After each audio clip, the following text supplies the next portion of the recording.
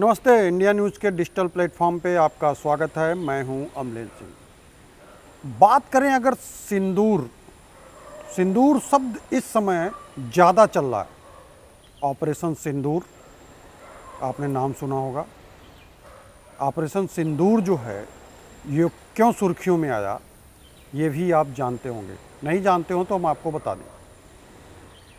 कुछ दिन पहले ही जम्मू कश्मीर में जो आतंकी हमला किया गया उसमें जो एक मैसेज छोड़ा गया, उस मैसेज में ये मैसेज था कि जाकर अपने मोदी को बता देना। ये सेंटेंस जो यूज किया गया कि जाकर अपने मोदी को बता देना, ये बहुत ही चुभने वाला सेंटेंस था।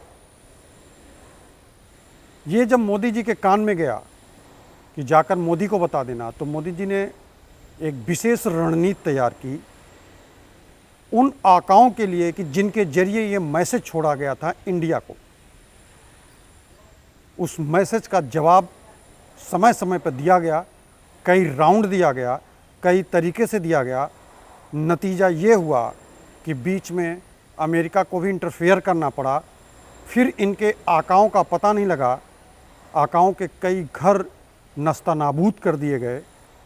शुरुआत तो हो चुकी है लेकिन ये लंबा चलेगा, क्योंकि मोदी तब तक बैठने वाले नहीं हैं जब तक ये शब्द बोलने वाले का खात्मा ना हो जाएगा।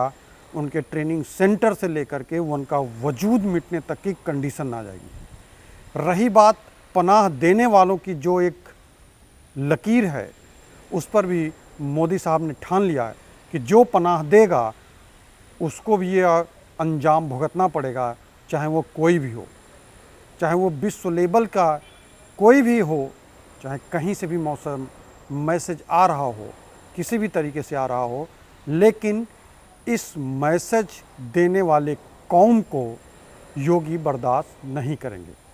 नतीजा आपने देख लिया होगा कि लगातार युद्ध हुए, कुछ दिन तक कई राउंड फायरिंग हुई। कई राउंड फायरिंग का इसलिए जिक्र किया जा रहा है क्योंकि फायरिंग सिर्फ फायरिंग ही नहीं था, फायरिंग इस लेवल की थी कि आकाओं के घर तबाह कर दिए गए और उन आतंकियों के लॉन्चिंग पैड पर भी निशाना बनाया गया, जहां से ये पूरा व्यू और पूरी घटना को अंजाम दिया गया था। इतना ही नहीं, इस घटना का जो पूरी रूपरेखा तैयार की गई उसका भी नस्तानाबूद करने के लिए पूरी प्लानिंग हो चुकी थी। बात उस समय की है जब मैसेज दिया गया। आप देखे होंगे कि एक सप्ताह तक इंडिया, या फिर जिसे आज का भारत कहें, वो शांत था।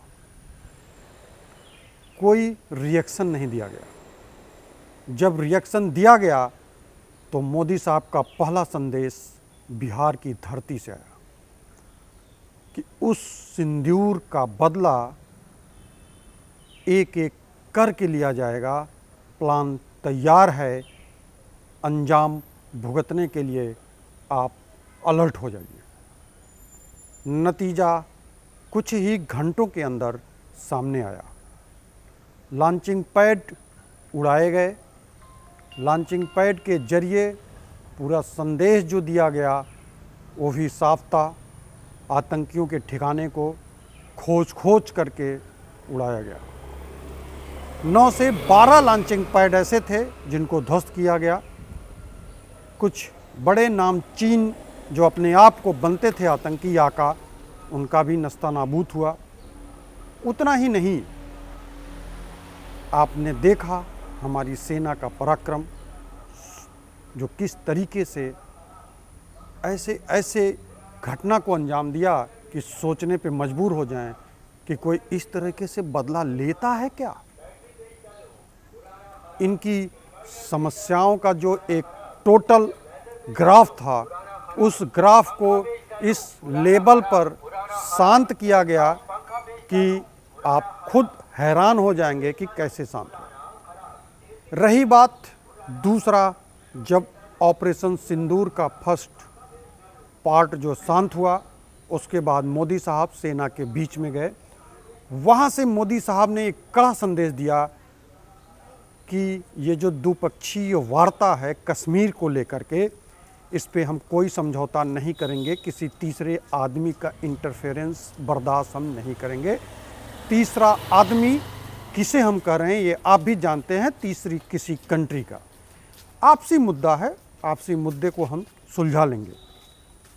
आतंकवाद के नाम पे अगर बीच में कोई भी आएगा तो उसे हम बर्दाश्त नहीं करेंगे।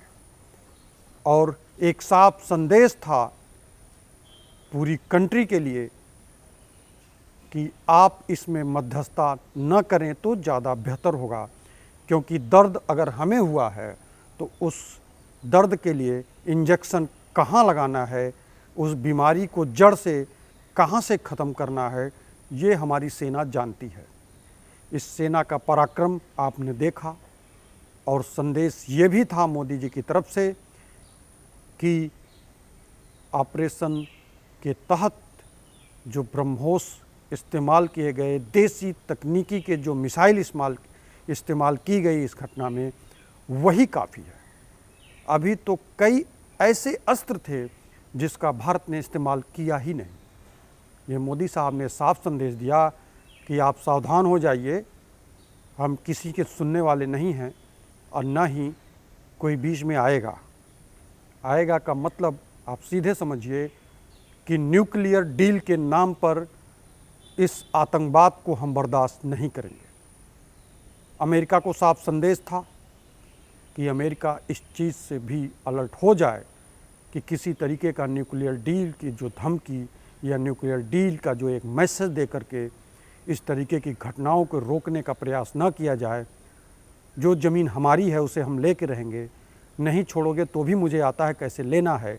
इस सारी चीज़ों को पाने के लिए कोई ज़्यादा से ज़्यादा जद्दोजहद करने की ज़रूरत नहीं है, बस कुछ घंटों की बात है। जो हमारी सेना मुस्तैद है, जवाब भी देगी। सेना ने जवाब भी दिया, मुस्तैदी अभी भी जारी है। ऑपरेशन 2 भी हुआ, उसका भी नतीजा सबने देखा। रही बात, आज मोदी साहब ने फिर वही साफ संदेश दिया। मेट्रो कनेक्टिविटी को, एक मेट्रो ट्रेन जो परियोजना है उसकी कनेक्टिविटी का उद्घाटन कर रहे थे, उस दौरान राजस्थान से फिर साफ संदेश दिया गया था कि हमारी सेना ने जो किया, और भारत की सेना को अभी तक भारत की स्वतंत्रता के बाद से कोई ऐसा प्रधानमंत्री नहीं मिला जो पूरी छूट देने की बात कही। मोदी साहब ने यह भी बताया कि हमारी सेना को पूरी छूट है ये पूरी कार्रवाई करने के लिए कि अगर आँख आप दिखाएंगे तो उसका जवाब बिना पूछे सेना हमारी देगी। पहले की सेना नहीं है कि जिसे परमिशन लेने की एक तरीके से जद्दोजहद से झेलना पड़ता था और परमिशन मिलता ही नहीं था, और सेना जो है शांत होकर के पूरा तांडव देखती थी। जी नहीं, आज की सेना है, मोदी की सेना है। ये मोदी जी ने साफ संदेश दिया कि अब आप अलर्ट हो जाइए, अब हमारी सेना को किसी परमिशन की ज़रूरत नहीं है। अगर आप आतंकवाद के रूप में कोई मैसेज छोड़ोगे, आतंकवाद के रूप में कोई आप एक्टिविटीज़ करोगे, तो सेना किसी से पूछेगी नहीं, तुरंत जवाब देगी, जैसे इस समय दे रही है।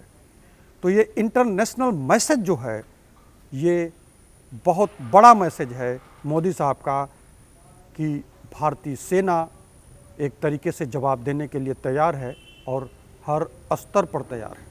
इतना ही नहीं, अभी तक तो आपने सिर्फ 2 या 3 भारतीय मिसाइलों का आपने करामात देखा जिससे पाकिस्तान अपने मुंह को खाना पड़ा।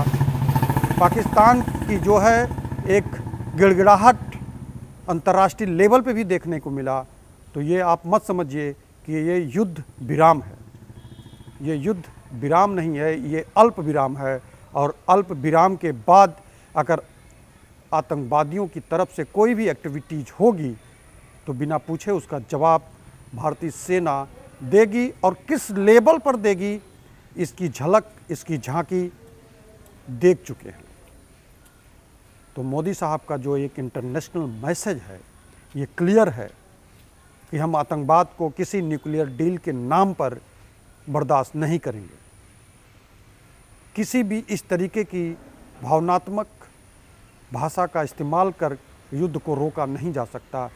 या फिर नुकसान को हम नहीं झेलेंगे, जिसको झेलना हो वो झेले, क्योंकि उसने रास्ता दिखाया है। तो नुकसान की भरपाई भी वही अपना खुद करेगा।